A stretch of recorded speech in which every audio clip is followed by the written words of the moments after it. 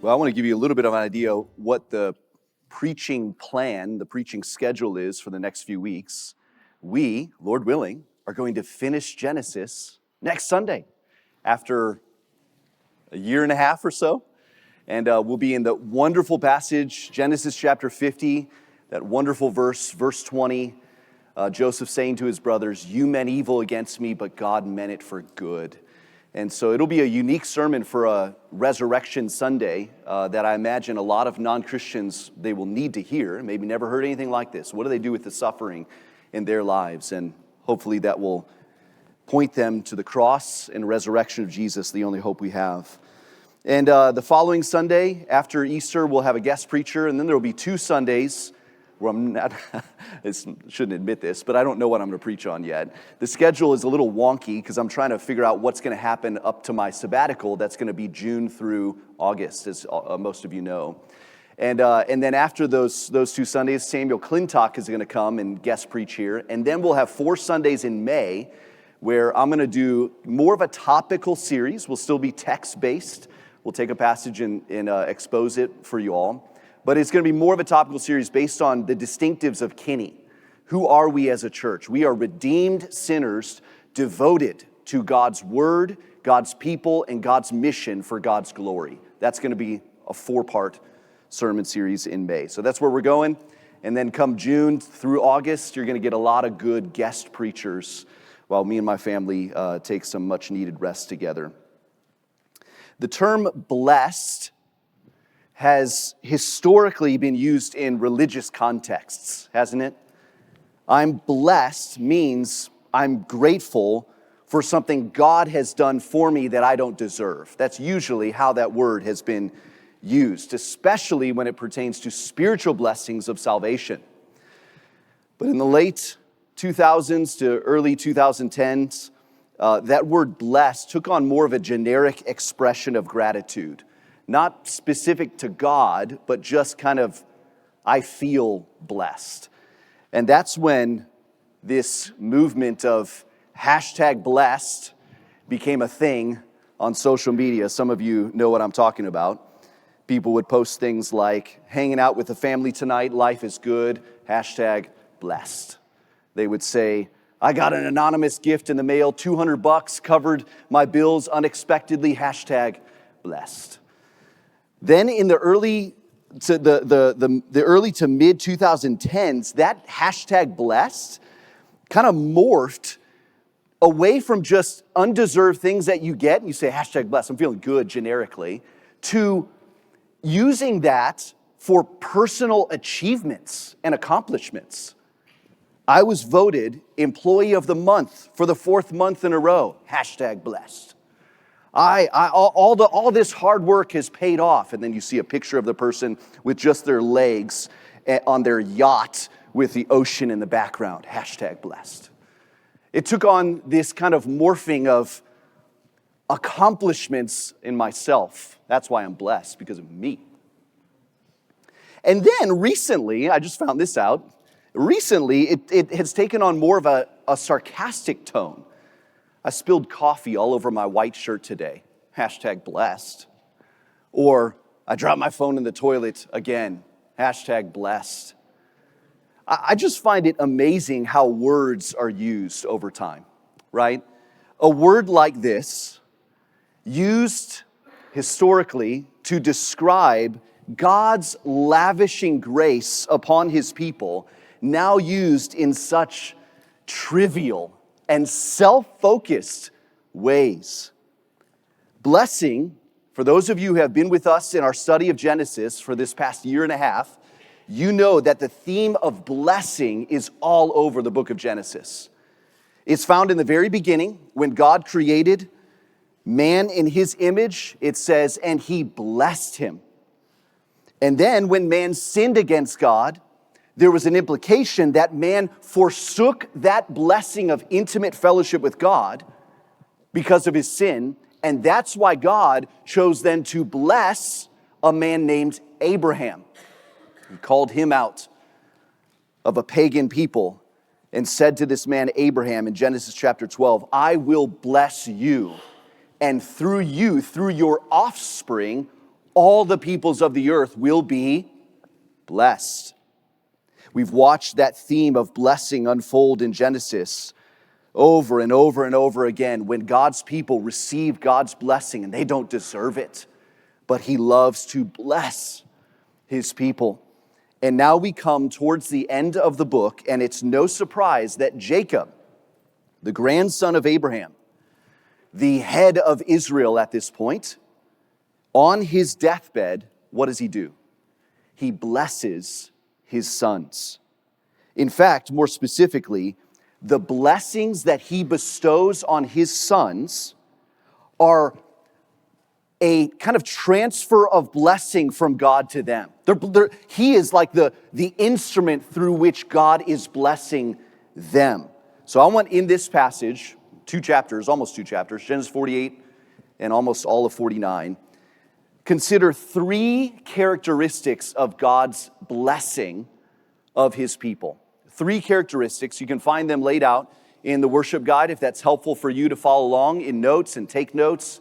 Whatever you need to pay attention, do that. Characteristic number one is this: God's blessing is His faithfulness displayed. When God blesses His people, He's showing off how faithful He is to His people. Look at chapter 48, verse 1. If you're new to the Bible, the big numbers are the chapters, little numbers are the verses. So we're looking at Genesis chapter 48, beginning in verse 1. It says this: After this, Joseph was told, "Behold, your father is ill." So he took with him his two sons, Manasseh and Ephraim. I want you to notice the ordering of Joseph's sons there. Manasseh is mentioned first, the eldest son, and then Ephraim. That's going to become important in just a second, because the reality is in that day, culturally, the older son would receive the greater blessing. That was the norm. Now we got to keep in mind, these are not toddlers. The sons are either in their late teens or early 20s. And so they've been around for a while. And now, on his deathbed, Jacob is ready to bless them. And that's why Joseph brings them to him. Look at verse 2. And it was told to Jacob, "Your son Joseph has come to you." Then Israel, that's the name for Jacob, summoned his strength and sat up in his bed. You can see the imagery here. He's really old. He's 147 years old at this point. Weak, frail, and he's sick, about to die. And so the fact that he musters up enough strength to sit himself up in his bed when Joseph brings his sons to him shows how important it is what he's about to do. Look at verse 3. And Jacob said to Joseph, "God Almighty appeared to me at Luz in the land of Canaan and blessed me." Now he's referring to chapter 28, when he had that vision of angels ascending and descending on that staircase to heaven, and God was standing over Jacob, and that's when God blessed Jacob.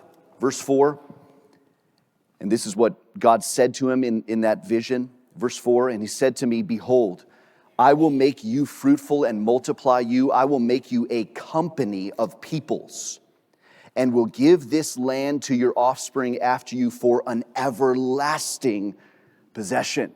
Now, this is the same kind of promise that God gave to Abraham, that He gave to Isaac, that He gave to Jacob, that Jacob is now passing along to his son Joseph, who will then get the same blessing, the same promise to his sons. A promise of a people, an offspring, through whom all peoples of the earth will be blessed. And there's this promise of a land, but did you notice this land is an eternal possession? No doubt this land, as we said again and again throughout Genesis, points way beyond just a piece of real estate in Palestine. It's an eternal possession pointing to something way bigger than that, way longer than that. And it's an eternal possession. It's not like the temporary possession that the people of Israel have right now in the land of Egypt. Remember, they're settling in Goshen. And that's not their permanent situation. And so, the blessing of Jacob, the blessing he's about to give, is the blessing God has already given him and his fathers before him. Look at verse 5. And now your 2 sons, who were born to you in the land of Egypt before I came to you in Egypt, they are mine. Ephraim and Manasseh shall be mine, as Reuben and Simeon are. What's he doing? Would you be offended if your dad said to you, your kids are now mine, they're not yours? What's he doing? He is adopting them to himself so that they can receive the blessing. They wouldn't get this direct kind of blessing from him otherwise. He's adopting him as his own sons, as if they are in the same position as Reuben and Simeon, his 2 biological sons. I'm treating Ephraim and Manasseh like I would my 2 firstborn. And you notice again the ordering there in verse 5. He mentions Ephraim first. Did you see that? Ephraim and a Manasseh are mine. Why does he do that? Look at verse 6. And the children that you fathered after them shall be yours. They shall be called by the name of their brothers in their inheritance. I take the they there to be referring to Ephraim and Manasseh. They're going to be the heads. They're going to be heads in the people of Israel. That's the name he's talking about. The people of Israel are going to take on that name. And he's describing what's going to take place later with Ephraim and Manasseh. They're going to become tribes of Israel. You know that Joseph, his lineage, he does not have a tribe named after him. The two tribes come after Joseph. It's Ephraim and Manasseh. Those are some of the tribes of Israel. And that's what Jacob is hinting at here. And that's exactly what takes place later on in history. And then Jacob makes this very curious statement about his dead wife, Rachel. Look at verse 7. As for me, when I came from Padan, to my sorrow, Rachel died in the land of Canaan on the way, when there was still some distance to go to Ephrath. And I buried her there on the way to Ephrath, that is Bethlehem. What's he saying here? I think the point is simply that Ephraim and Manasseh, he's saying you all are going to inherit the land that my favored wife, your grandmother, was buried in. This is why she's not here to be with you. She died a long time ago. But you and your offspring will one day go to her where she is buried. Jacob is passing along the blessing he received from the Lord that his father Isaac passed to him and his father Abraham passed to him. And what he's doing here is he is putting on display the faithfulness of God from generation to generation. Note that the promises of God do not fall through the cracks from one generation to the next. God remains faithful in each generation. That's the first characteristic of this blessing. Number 2, God's blessing is grace unexpected, or unexpected grace. Look at verse 9. When Israel saw Joseph's sons, he said, "Who are these?" Joseph said to his father, "These are my sons, whom God has given me here." And he said, "Bring them to me, please, that I may bless them." Now, Jacob knows who his grandsons are. Jacob has been in Egypt for 17 years. He's watched these kids grow up. So why does he ask for their idea? Who is this? Why does he say that? This is not just like, him, being old and forgetting. This is him formalizing the adoption that process is about to take place. Who are these? And Joseph says, "These are my sons." That's how adoption processes were begun in that day. It's very similar to when I officiate weddings. I meet the father of the bride at some point before the wedding. Yet I still ask, who gives this woman to be married to this man? It's not because I don't know who it is. He's standing right in front of me. The point is a formal way of saying, it's me, her mother and I do, and then there's the formal handing over from one man to another. That's what's taking place here. Look at verse 10. Verse 10, "Now the eyes of Israel were dim with age, so that he could not see." Now, this should be hinting something here. This should remind you of something that has taken place earlier in Genesis. Jacob can't see. Who else couldn't see when there was going to be a blessing? So Joseph brought them near him, and he kissed them and embraced them.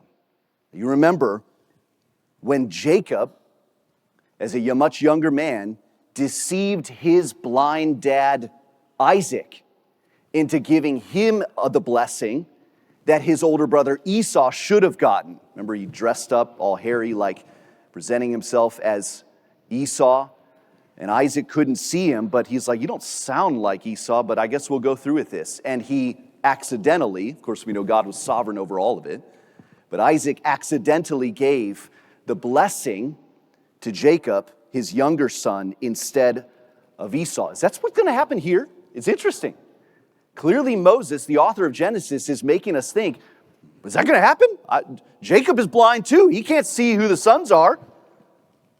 What will happen? Verse 11. And Israel said to Joseph, I never expected to see your face. And behold, God has let me see your offspring. Then Joseph removed them from his knees, and he bowed himself with his face to the earth. So let me get the picture here. Jacob sitting up in his bed. He has his Joseph's grandsons come to him, and he blesses them. But it says here, Joseph removed the grandsons from his knees. It makes you think, wait a minute, were they toddlers sitting on his knees? That's not what's going on here. It means that more likely that their heads were kind of on his knees. That was a way of formal blessing. And then Joseph, after that, grabs them, and then Joseph just bows down before Jacob. And notice what Joseph does next, verse 13. And Joseph took them both. So this is after Joseph bowed down before him. He then takes both of his sons, Ephraim in his right hand toward Israel's left hand, and Manasseh in his left hand toward Israel's right hand, and brought them near him. What's he doing? The right hand of blessing, right hand symbolizing strength, was meant for the firstborn son, because the firstborn son would get the greater blessing. So Joseph intentionally situates them where he puts Manasseh, the older son, towards Jacob's right hand, and Ephraim towards Jacob's left hand. So Manasseh would get, as is culturally expected, the greater blessing. But what does Jacob do? Verse 14. And Israel stretched out his right hand and laid it on the head of Ephraim, who was the younger, and his left hand on the head of Manasseh, crossing his hands, for Manasseh was the firstborn. It's like, this is going to wig Joseph out. Like, what are you doing? Clearly, I did this on purpose. And he goes, why do you do that? What is going on? Did he make a mistake? Clearly, he's just too blind to see who is who. I think this is intentional. He crossed his hands on purpose. Verse 15. And he blessed Joseph and said, the God before whom my fathers Abraham and Isaac walked, the God who has been my shepherd all my life long to this day, the angel who has redeemed me from all evil, bless the boys. That's a beautiful blessing, isn't it? Notice how he describes God. 3 different ways. Number 1, he's the God before whom my fathers, Abraham and Isaac, walked. So this is the same God who makes the same promises and keeps his covenant from one generation to next. That's this God who's blessing you. Number 2, he's the God who's been my shepherd all my life. So he's not just the God of my dad and my grandpa. He's my God. He's been with me. And number 3, he mentions the angel who has redeemed me from all evil. What's he talking about? As we've seen in the book of Genesis, God shows up in the form of an angel on several occasions, including that time when some random guy, seemingly so, was wrestling Jacob. And Jacob said, you got to bless me. And he blessed him. That's probably what he's referring to here. It's this God to whom Jacob says, bless these boys. Second part of verse 16.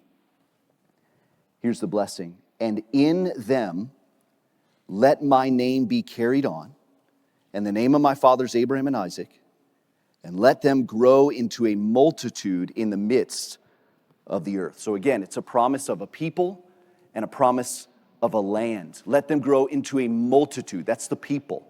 Interestingly, when the descendants of Ephraim and Manasseh later become tribes in the land of Canaan, they increase in size from about 72,000 to about 85,000 in just a few years after the Exodus.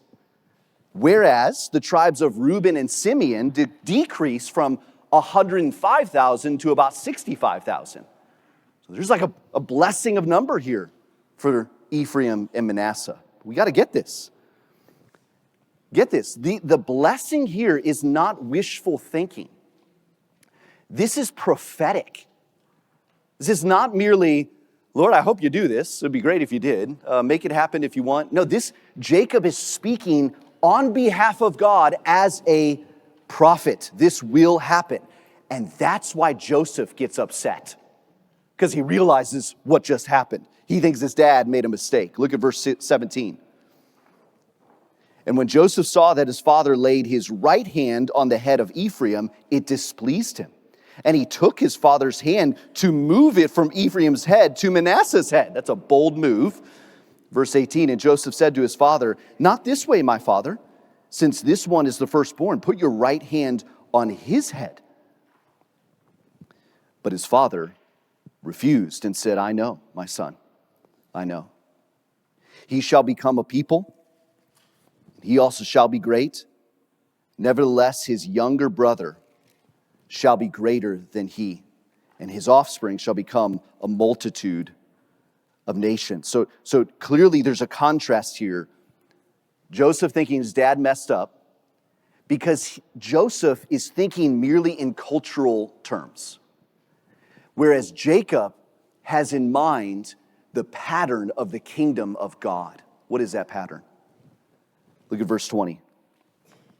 So he blessed them that day, saying, by you Israel will pronounce blessings, saying, God make you as Ephraim and as Manasseh. Notice the ordering there. Thus he put Ephraim before Manasseh. Jacob is following a pattern that he has seen again and again and again. The pattern is simply put that God shows unexpected grace. He gives grace to those whom you wouldn't expect he'd give it. He showed it to Isaac over Ishmael. He showed it to Jacob over Esau. And now he shows it to Ephraim over Manasseh. In the second year after the Exodus, a census was taken in Israel to show that Ephraim was 20% larger than Manasseh. The younger received the greater blessing. God's grace is not restricted to cultural norms. His grace is not given to those whom we'd expect. That's not grace. If you think you expect grace, you don't understand grace. Grace is unexpected. It's undeserved. It is not earned.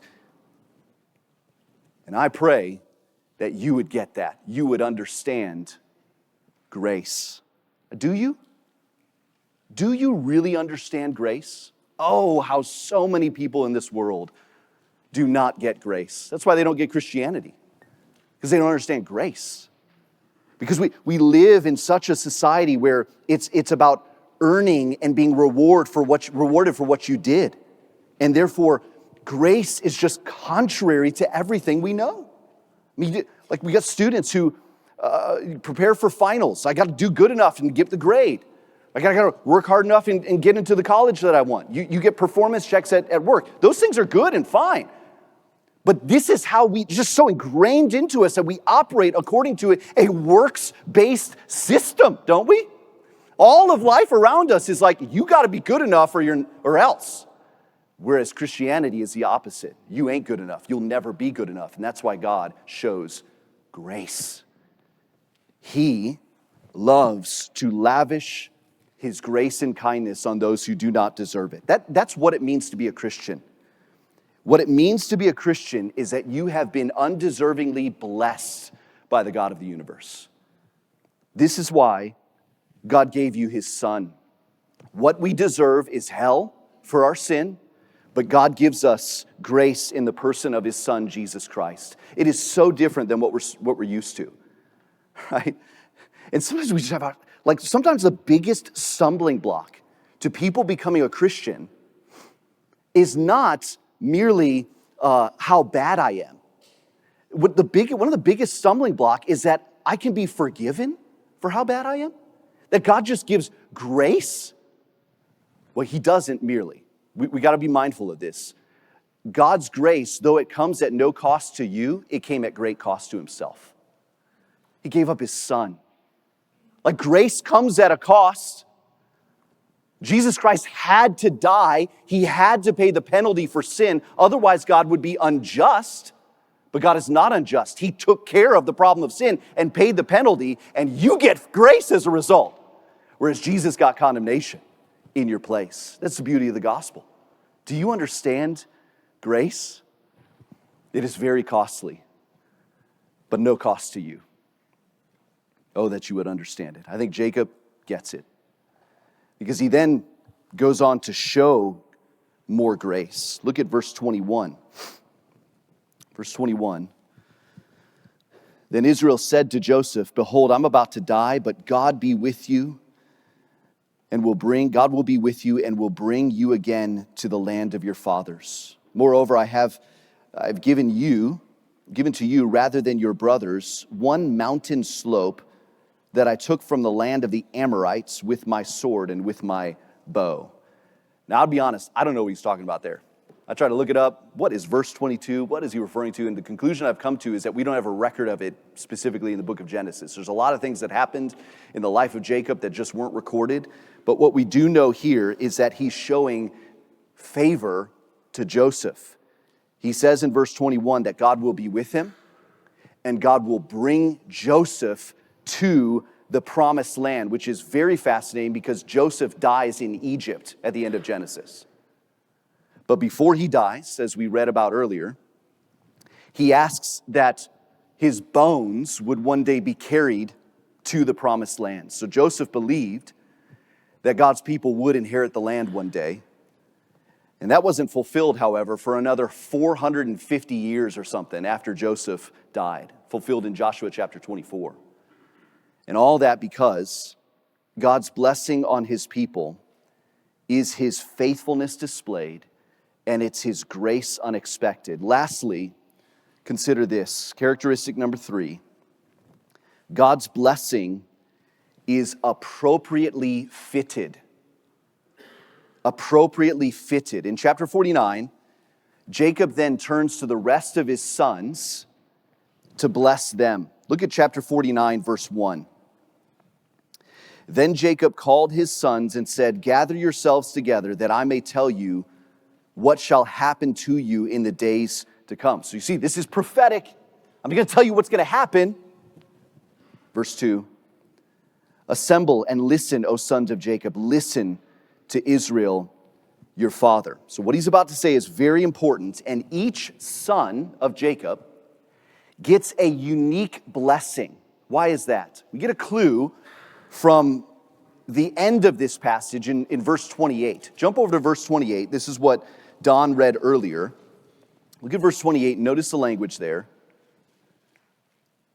It says, this is after Jacob blesses all them. It says, "All these are the 12 tribes of Israel. This is what their father said to them as he blessed them, blessing each with the blessing suitable to him." Isn't that interesting? So the blessings that Jacob is going to give now in chapter 49 are suitable to each of his sons. They're appropriate. They're fitting. And some receive amazing blessings. Others, not so much. What's the difference? Some of these sons in their life sinned big time. And Jacob's blessing reflects the reality of future consequences of sin. Yet, every one of his son's descendants will inherit the promised land. I mean, sin's consequences can be felt into the future for sure, but all of God's people make it home. Why? I want to argue that the ultimate reason why even some of the worst of Jacob's sons and the consequences that their future generations experience because of the sins they committed, why God's people will make it to the promised land, ultimately is because of the blessing that will come through one of the sons, Judah. So we're going to hold off on Judah. Let's work through all the other sons, and we'll come back to Judah at the end. Let's first look at Reuben. Verse 3. Reuben, you are my firstborn, my might, and the firstfruits of my strength, preeminent in dignity and preeminent in power. Sounds really good so far. But we come to find that what seems to be Jacob is saying at this point is that these are the kinds of things Reuben was supposed to be, but failed to be. Look at verse 4. Unstable as water, you shall not have preeminence, because you went up to your father's bed, then you defiled it. He went up to my couch. You know what he's talking about? Chapter 35, Reuben slept with his dad's concubine. He is an unstable man, like water. Anybody tried standing on water before? Doesn't work. Don't try it. It's a very unstable foundation. That's why it says Reuben will not be preeminent. Do you know that no prophet, no priest, no king comes from the line of Reuben? But he's still part of the people of God, and his descendants will inherit the land. Simeon and Levi put together. We'll see why in a second. Verse 5. Simeon and Levi are brothers. Weapons of violence are their swords. Let my soul come not into their counsel. O my glory, be not joined to their company. For in their anger they killed men, and in their willfulness they hamstrung oxen. You know what he's talking about? Chapter 34, Simeon, Levi slaughter all the men of Shechem because the prince of Shechem defiled their sister. And that language, they hamstrung oxen, is poetic imagery describing senseless brutality. It's a picture of cutting the tendons in the legs of an oxen so they can't walk. Maybe just because you want to see them not be able to walk. Ruthless brutality. Verse 7. Cursed be their anger. I want to look into this more. I find it curious that he doesn't say, cursed be you. But cursed be their anger, for it is fierce, and their wrath, for it is cruel. I will divide them in Jacob and scatter them in Israel. Now that came true. Simeon would be, the tribe of Simeon would be such a small tribe that it would just be absorbed by the tribe of Judah. And the tribe of Levi was no tribe. They didn't really have a tribe. They didn't have land of their own. So they were just kind of scattered all over the land. So that came true. But don't miss it. Both are still part of the people of God, and both still inherit the land. In fact, the people of Levi, as you know, become priests in the land. They become the mediators between God and man. What a blessing! They don't deserve that. Now jump down to Zebulun, verse 13. Verse 13. Zebulun shall dwell at the shore of the sea. He shall become a haven for ships, and his border shall be at Sidon. I think this imagery conjures up some military might, a haven for ships. And it became true that of all the tribes, Zebulun would contribute the largest military contingent to King David's army. Issachar, verse 14. Issachar is a strong donkey, crouching between the sheepfolds. What does that mean? He's strong like a donkey, but maybe a little wild, but he's lazy. That word sheepfolds could be translated saddlebags. And the imagery of these bags on the back of a donkey, he's supposed to carry them, but he just wants to crouch and rest in between them. He just has the ability to work. He's strong. He's just lazy. So the imagery is the reality that Issachar just wants to sleep, just wants to take rest. Look at verse 15. He saw that a resting place was good and that the land was pleasant, so he bowed his shoulder to bear and became a servant at forced labor. So the people of Issachar inherit a really good portion of the land, and they're like, this is awesome, let's take it easy. And what ends up happening is it comes back to bite them because they start intermingling with some of the Canaanites of the land, and they become under the control of Canaanite kings. And so their laziness comes back to bite them. Look at verse 16. We're now to Dan. Dan, this tribe's a little hard to pin down exactly what's going on here, but let's see if we can figure it out. Verse 16. Dan shall judge, that's important, shall judge his people as one of the tribes of Israel. So it seems that at least a descendant of Dan will be a judge. Think of the book of Judges, a leader of the people of Israel. Verse 17, Dan shall be a serpent in the way, a viper by the path that bites the horse's heels so that the rider falls backward. There's imagery of this horned viper in that day that would hide itself in the sand, and then when camels or horses walked by with someone riding on them, it would strike the heels of the horse, so causing the rider to fall off. What is this talking about? I think what he's getting at is there's someone from the line of Dan who's going to judge Israel, be a judge of Israel, a leader in Israel, but is going to do so in dishonorable ways, in kind of cheap ways. Did you know that Samson comes from the line of Dan? Samson was a messed up dude, complex character who accomplished some great things for God's people, but in very questionable ways. So at this point, things aren't looking too awesome for Jacob's sons. Well, there's some good things here, but it's like, man, this don't feel like blessing. What's going on here? And I think that's why Jacob just cries out in verse 18. Look at verse 18. I wait for your salvation, O Lord. My sons, they're not looking too hot right now. It's not looking too good for them, but I trust you will bring salvation to your people, O God, even in spite of their shortcomings.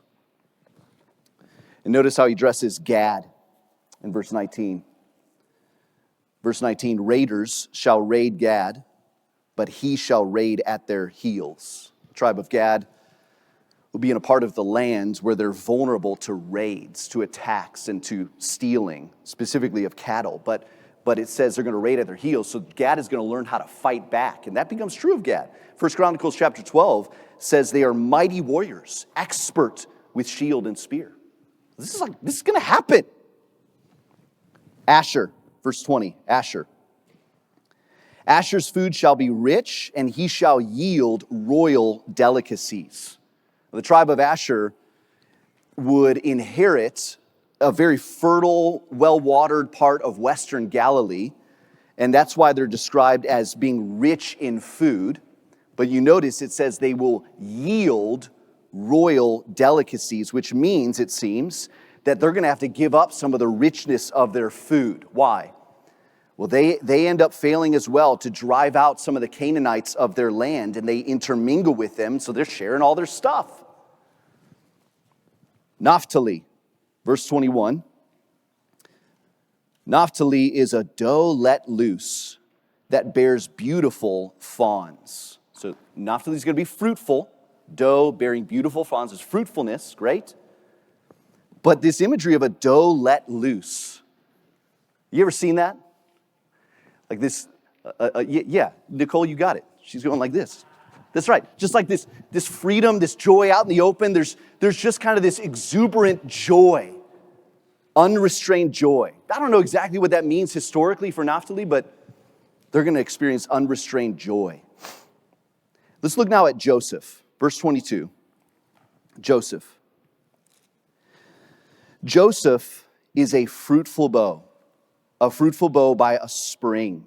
His branches run over the wall. So this is a picture of like a tree planted by streams of water, as Psalm 1 would say. And it's a picture of Joseph's godliness. I think that's the imagery here. Verse 23, notice what happened. The archers bitterly attacked him, shot at him, and harassed him severely. Imagery of archers, symbolically used in the Bible, is usually referring to false accusations, slander, false words. You know from the life of Joseph, he got a lot of that. Potiphar's wife, he was forgotten. So many bad things happened to Joseph. Yet look at verse 24. Yet his bow remained unmoved. His arms were made agile. By the hands of the mighty one of Jacob, from there is the shepherd, the stone of Israel. By the God of your father who will help you, by the Almighty who will bless you with blessings of heaven above, blessings of the deep that crouches beneath, blessings of the breast and of the womb. So Joseph remained steadfast through his suffering because God, notice all those descriptions of God, God was with him through it all, and therefore Joseph will be fruitful. And it closes, verse 26. The blessings of your father are mighty beyond the blessings of my parents. Up to the bounties of the everlasting hills, may they be on the head of Joseph and on the brow of him who was set apart from his brothers.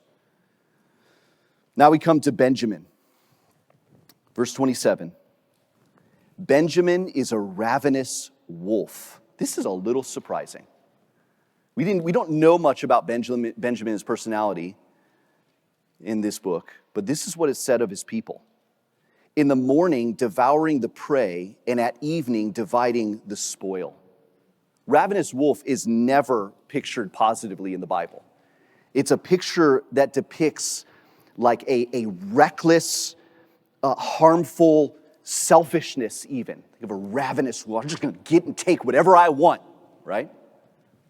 Do you know who comes from the line of Benjamin? The first king of Israel, Saul. You remember what he was like? He was the opposite of what a king was supposed to be like. Saul, like a ravenous wolf, recklessly, selfishly just took whatever he wanted rather than providing for the people. Our sin has consequences. But, as one writer said, all these sinners, along with their sin-damaged offspring, are nonetheless incorporated into the line of promise. Unstable Reuben, violent Simeon and Levi, comfort-loving Issachar, and dangerous Benjamin are all included as part of God's saving purposes. Why? They don't deserve it. Though God's blessing is appropriately fitted, God is still faithful, and he's still so gracious. And I would argue God's faithfulness and God's graciousness to his people is appropriately fitted to them through the blessing that comes through Judah. So let's go to Judah. Verse 8. Verse 8. I want you to pay attention to the crazy, amazing things that are said of Judah. Is this talking about Judah? It's talking about someone who's going to come through Judah's line. Like, ask yourself, who could possibly fit these descriptions? Verse 8. Judah, your brothers shall praise you. Your hand shall be on the neck of your enemies. Your father's sons shall bow down before you. So notice a few things off the bat. Judah's going to be praised. He's going to be victorious over his enemies. That's the hand on the neck, imagery of conquering enemies. He's going to be bowed down to, dare I say, worshiped by God's people. Your father's sons shall bow down to you. Father's sons, that's the people of Israel. And then notice what he's compared to. Verse 9.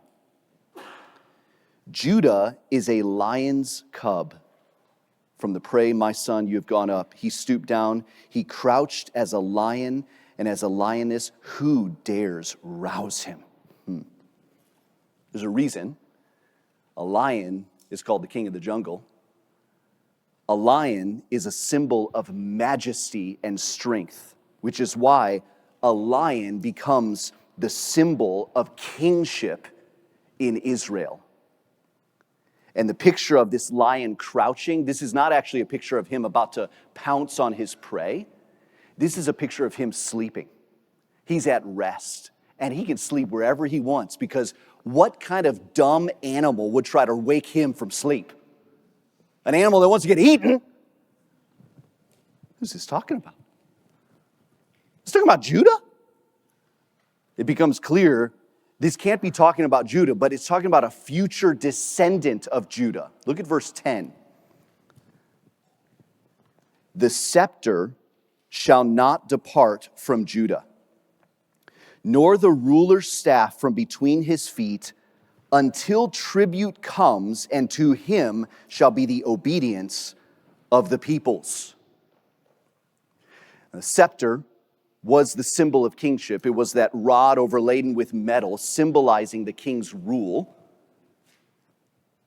The prophecy here is saying that this rule, the scepter will not depart from Judah. This kingly rule will not leave the line of Judah. My translation says, until tribute comes to him. I think a better translation, some of you might have this, is until he comes to whom it, the scepter, belongs. In other words, the line of Judah will have a king sitting on the throne until a final king comes to whom ultimate rule and authority belongs. Who's this talking about? Do you know? Notice what else it says. Verse 10, it says, all peoples will obey him. Not just the people of Israel.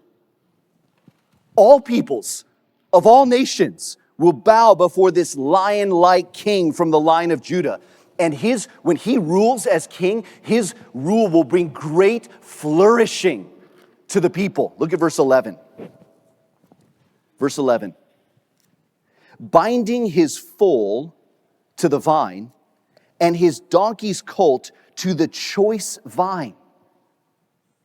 He has washed his garments in wine, and his vesture in blood of grapes. Wine is a symbol of extravagance and abundance and flourishing.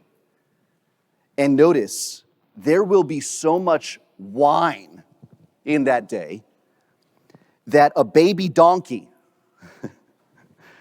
can be tied to the best grapevine. That sounds like a bad idea, because what's that baby donkey going to do? Eat up all the choice grapes. And here, it doesn't matter, because there's plenty to go around. That's the imagery there. In fact, there's going to be so much wine, it can be used, as it says in verse 11, to wash clothes. In other words, it will be as abundant as water. Do I need to caveat this? This is not saying everybody's going to be drunk, right? This is imagery describing abundance and flourishing, because wine was a delicacy. And yet it's going to be all over the place. It's going to be treated as mundane as water. Total flourishing under the rule of this future king. And this king will be full of beauty. Look at verse 12. His eyes are darker than wine, and his teeth whiter than milk. Darker could be translated sparkling. His eyes sparkle. And his teeth whiter than milk. I mean, it's impressive in a day without Crest white strips. Dazzling teeth. This king, full of beauty. He is praiseworthy. He is the enemy-crushing, worship-inducing, majestic, lion-like king, unmatched in beauty. He will bring eternal flourishing for his people. Do you know who he is? There's a reason in his first public miracle in John chapter 2 that Jesus turned water into what? What do you do that for? Look what I can do, water to wine. No, he's not just showing off his tricks.